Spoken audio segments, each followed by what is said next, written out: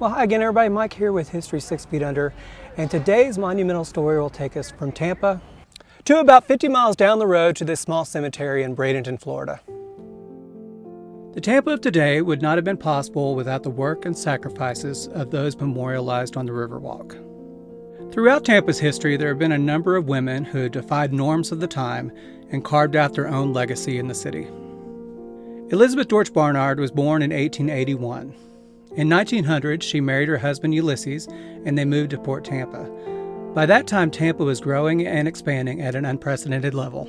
In 1906, tragedy struck the household when her husband died, leaving her a widow at the age of 25 with 2 small children to take care of. Needing work, she applied to the post office, but was told that they were not using women at that time.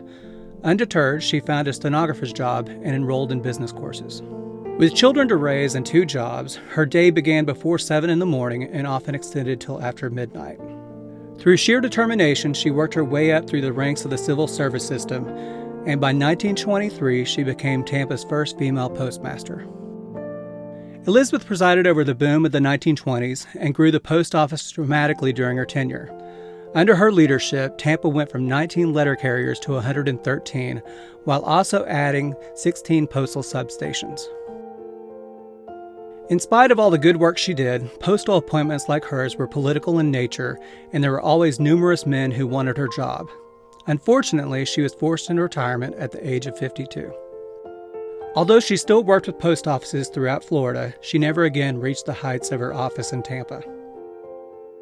Elizabeth died in 1960 at the age of 79 and is buried at Fogartyville Cemetery in Bradenton, Florida, alongside her husband and one of her children. Once when asked about her challenges, she stated, "There was an exhilaration in each inch of ground yielded to me. I would think, this is my very own. I won this recognition alone."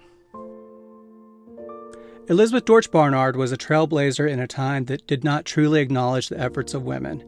She, along with other women of the time, helped to lay the foundation for future generations.